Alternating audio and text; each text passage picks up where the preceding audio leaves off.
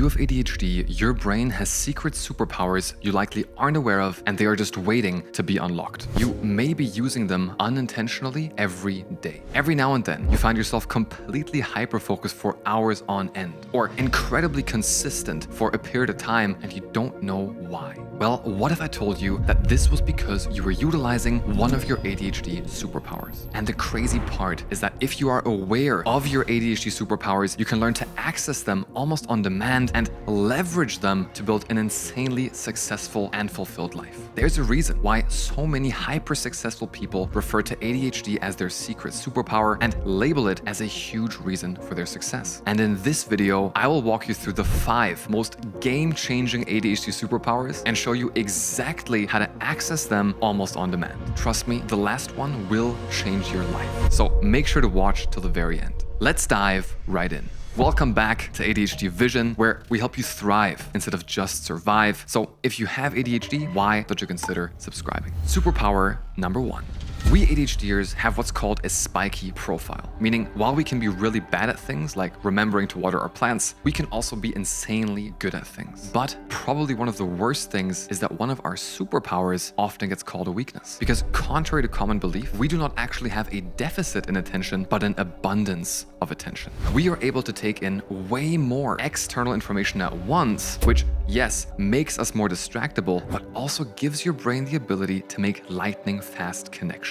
All of a sudden, a super complex issue deconstructs itself in front of you in seconds. This is because your focus and attention is more broad rather than narrow. You usually think conceptually in big picture, and so through calculated estimations and big picture connections, you are able to subconsciously shortcut what other people usually have to think through for a long time, leading you to get to these aha moments that you usually can't explain, but just know are right. We often perceive connections that are not appreciated by others and often take the bird's eye view of things. This is why when you're around people, for example, you usually know who's bullshitting and who's being real almost instantly without needing to ask any further questions. The way to access this superpower is to just put yourself in environments that you're interested in, where your brain has previous knowledge and you will be very successful. Some call it having a sixth sense. Others call it ADHD intuition. Let's move on to superpower number 2. If you have ADHD, you're often a lot more open to challenging your comfort zone because the thrill of doing something where you don't know the outcome, like approaching strangers, moving to a third world country, or starting a business, provides your brain with the chemicals and novelty it needs to get motivated and focused to do these things, which often makes outsiders wonder how you can not only be so fearless in the face of uncertainty, but also thrive in it. You know what I'm talking about. Once you engage in that new thing, you have all the energy in the world for it. It's like you're a new person. And while it's important to still make calculated decisions, starting new things without overthinking what could happen if you fail is for sure better than being stuck and not doing anything at all, because it leads to learning, which leads to growth. You learn a lot more about life and the opportunities it presents if you take risks. You learn more about yourself, become more open and more resilient to life's challenges. Forbes estimates that people with ADHD are 5 times more likely to start a business, and it's easy to see why. Some call it stimulation seeking, others call it ADHD risk taking. Moving on to superpower number 3. If you have ADHD, instead of following a straight path or following a set of instructions for the one tested and tried solution, your brain is really good at coming up with lots of new, original solutions to problems very spontaneously and seemingly in an instant. I remember whenever I had to solve math problems back in school, I never followed the steps we learned because I couldn't remember them, but still often managed to arrive at the right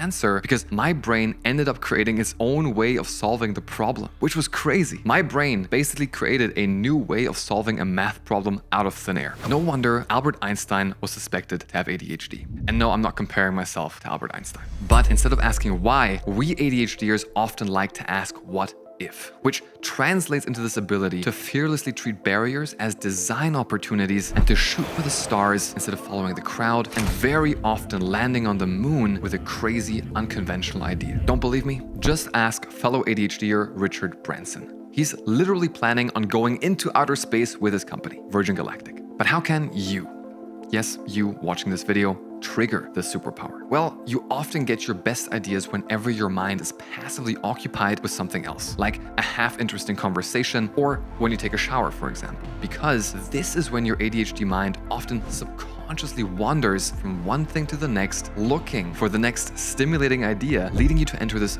free-flowing state of innovation that others have a really hard time getting into. This superpower is also why you may have gotten yourself the reputation of being that daydreamer who wants to start a new business every few days. And since your best ideas usually go against what people currently think possible, it's incredibly important for you to find an environment that rewards and can recognize the power of your unconventional approaches so you can thrive. Some call it out-of-the-box thinking, others call it ADHD creativity.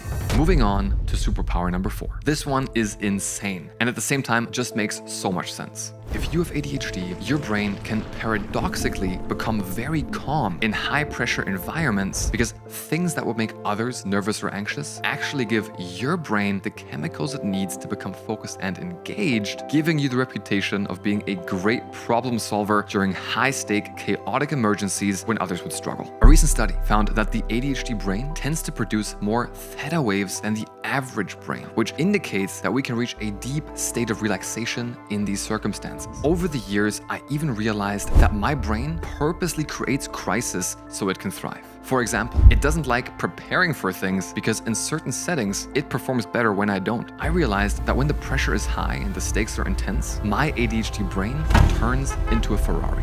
You need to present in front of the class, haven't prepared, but all of a sudden have the perfect answers ready. You have a meeting with a friend but can't find the motivation to get out of the bed until like 5 minutes before you have to leave, where your brain fog all of a sudden vanishes and your body jolts into action. Our brain is doing this on purpose because it needs feelings of emergency or urgency to fire into gear. It needs consequences. And once it has them, we're incredible at creating energy and improvising on the spot. This is also why commonly prescribed medications for ADHD work precisely by stimulating what would be a fight or flight response in a neurotypical person. In us ADHDers, these neurotransmitters like dopamine or norepinephrine that are fired from the medication have precisely the opposite effect by helping us calm down and focus. This is also why a lot of emergency responders are believed to have ADHD. But how can you activate the superpower? Well, by trusting it. I barely prepare for important work meetings anymore because I know that I'm faster than normal when I need to think on the spot. I know my brain needs the urgency and may even perform better with it.